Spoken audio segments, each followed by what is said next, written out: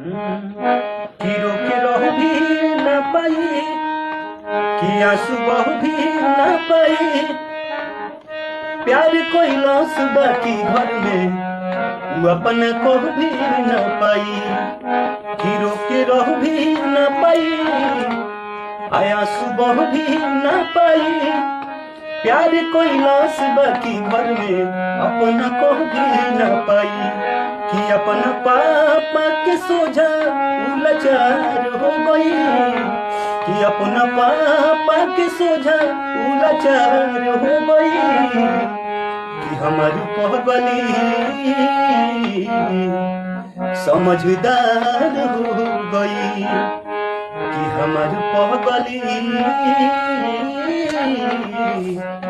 समझदार हो गई।